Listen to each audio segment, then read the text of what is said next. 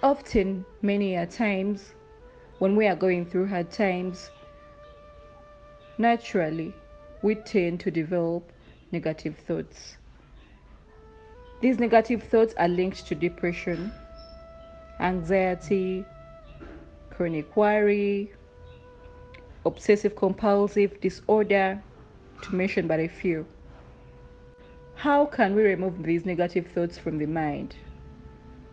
So, what comes first? Is it the suffering or the thought? Either way, Welcome to the Conscious Awareness and Mind Growth Academy. Starting right now. what comes first? Is it suffering or the thought? Either way, when you talk about thoughts, you're just talking about one piece of the puzzle. Because man has two types of suffering. We have the mental suffering and the physical suffering.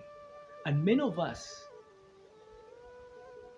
are more aware of the physical suffering than the mental suffering. And yet, the physical suffering is a reflection of your mental suffering.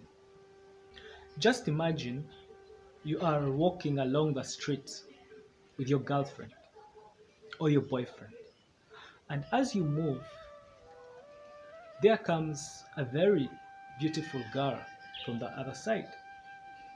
And the closer she gets, the more focused you keep your eyes on her. And by the time she bypasses, you'll be very, very lucky that that woman beside you, or your wife or your girlfriend, not slapping you. But if she does, that slap will only stop you from looking. It won't have stopped you from seeing. Because seeing is a mental movement. Regardless of her passing by, as you move, you are still looking at her from your mind. So when you talk about elimination, or when you ask, how can you eliminate these thoughts? You are getting involved in a losing battle. Because a man who tries to eliminate, who tries to subtract thoughts, he ends up multiplying and adding them. Because that of which you try to fight, you focus all your energy onto. And that of which you focus all your energy onto, you manifest. Now, unconsciously, you give power to that of which you're trying to eliminate. It is a losing battle. Welcome to the Conscious Awareness and Mind Growth Academy. Starting right now. All there is not to fight, it is to acknowledge. A wise man once said, I think it was Viktor Frankl, who said that there is a big difference between stimuli and response. And in your response lies the power not to change circumstances, but to change yourself, to change how you respond, to change your thoughts. And you cannot change your thoughts if you're trying to eliminate them, if you're trying to subtract. You only change through acknowledging. These other circumstances you don't have control over. They will come. You won't say, I won't look at this beautiful girl who walks by. They'll always walk, they'll always come by. But how do you respond? It's like somebody mixing salt in water and stirs it up and later tries to separate the two.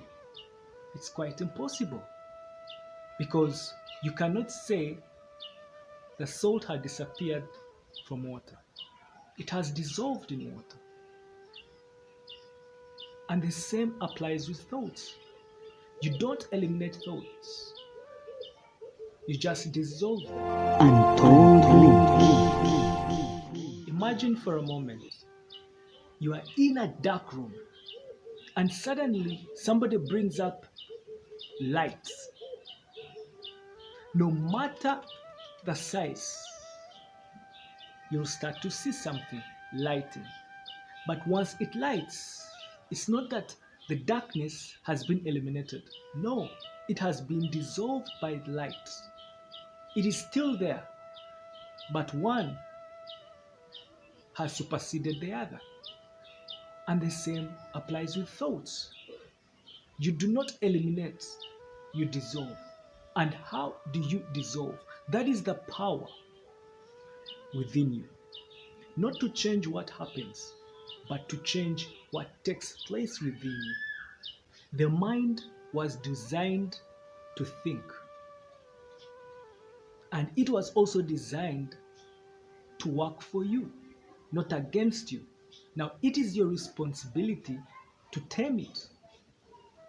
Just like that boy who's mounting on an elephant. You may think he has the control, he has the power to direct the elephant where he wants it to go.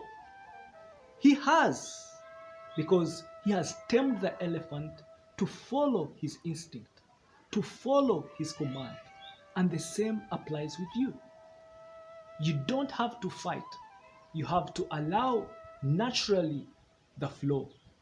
Just like a man on the Marshall Falls allows his canoe to flow slowly and gradually towards where the river is flowing.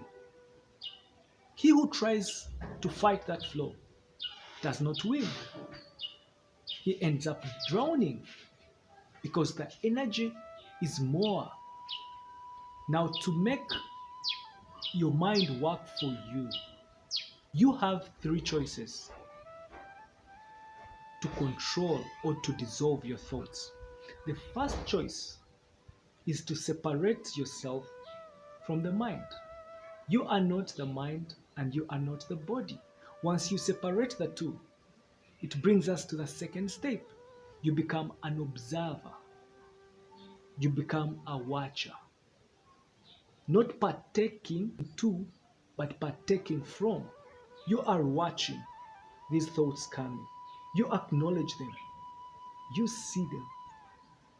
And in that space, that you acknowledge ceases to have power over you. Which takes us to the third step. Focusing all your energy within, not without. Not on the obstacles. Not at pedaling the canoe on an opposite side of the river. Not trying to force the elephant to take you on a different route. But you focus your energy within. Because once you are able to control your within, then you're able to control the without. And when we talk about the within, we are talking about the thoughts. You've watched them. You've separated them. Now, the magic happens from within.